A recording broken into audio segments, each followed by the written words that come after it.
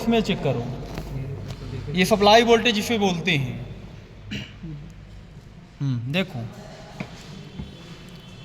देखो कितनी 230 के लगभग बता रहा है। Yes sir. ठीक है, ठीक, हटाओ।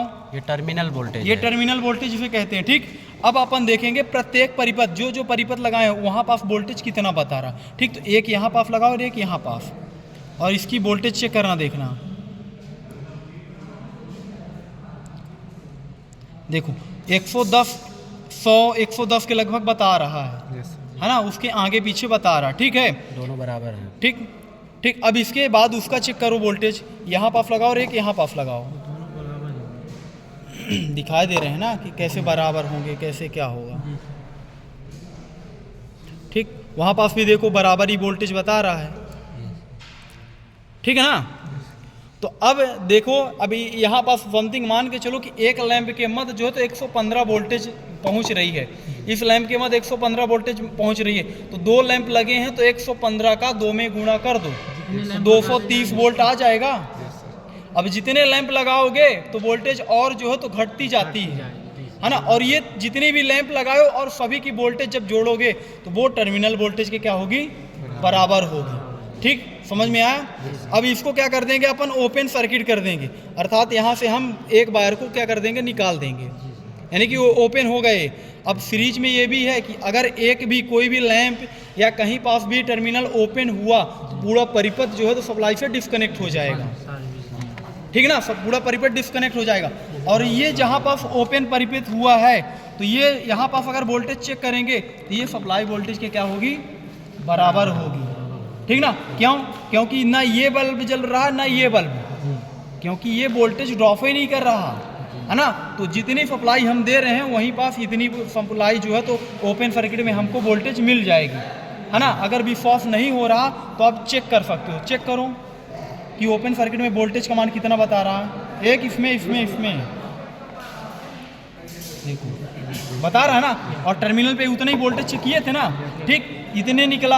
अब यहाँ पास ओपन सर्किट में करंट का मान कितना होगा, परिपथ पूर्ण नहीं है तो करंट का मान क्या होगा, 0 होगा ना भाई। लैंप जल ही नहीं रहा, धारा का प्रवाह हो ही नहीं रहा, तो करंट का मान 0 बताएगा। अर्थात जब अमीटर से चेक करोगे तो करंट जो है तो 0 एम्पियर बताएगी। ठीक, तो जब करंट 0 एम्पियर बताएगी तो रेजिस्टेंस का मान क्या होगा, अधिकतम होगा, और आदर्श स्थिति में अनंत होगा। ठीक ना। और इसी प्रकार करंट का मान आदर्श स्थिति में जो है तो 0 एम्पियर होगा। ठीक है ना, इतनी बात समझ में आई। अगर चेक करना तो आप चेक भी कर सकते हो, है ना। तो ये कहला गया आपका सीरीज सर्किट में ओपन फॉल्ट को चेक कर लिए। ठीक ना, कि इसमें हमने ये जाना कि जो ओपन सर्किट किए यहाँ पास हमने वोल्टेज चेक किया वो टर्मिनल वोल्टेज के बराबर बताया, हमने प्रैक्टिकल करके देखा। ठीक, दूसरी बात हमने ये भी देखा कि अमीटर लगा के हमने ये चेक किया कि ओपन जहाँ पास है तो वहाँ पास अमीटर जो है तो 0 एम्पियर की करंट प्रदर्शित कर रहा है, और रेजिस्टेंस हमने चेक किया ओम मीटर के माध्यम से, तो वहाँ पास रेजिस्टेंस जो है तो अधिकतम ओम बताया और आदर्श स्थिति में अनंत ओम बताया।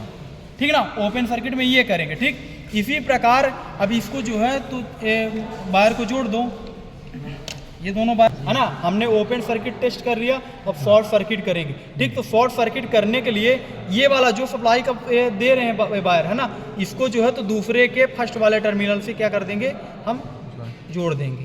तो ये बंद होगा, तो अब ये वाला लैंप बंद होगा और वो वाला पूरी सप्लाई वोल्टेज के माध्यम से जल रहा है, और पूरी वोल्टेज जो है जितनी वोल्टेज हम दे रहे हैं वो पूरी वोल्टेज का यूज कर रहा है ना। और जितनी वाटेज का है वो पूरा जो है तो करंट, क्योंकि हमने आपको बताया कि इसमें जो तो करंट का समान होता है, बट अगर एक लैंप हम शॉर्ट करते हैं तो करंट इसमें ज़्यादा जाएगी, है ना। जितनी हम यहाँ से दे रहे हैं पूरी करंट इसमें जाएगी, यानी कि जितनी चाहिए इसको पूरी करंट चाहिए मिलेगी, है ना। और वोल्टेज जितना यहाँ से हम दे रहे हैं पूरा वोल्टेज उसको मिल रहा है। ठीक, अब शॉर्ट सर्किट में अब ऐसा क्यों शॉर्ट सर्किट की, तो एक लैंप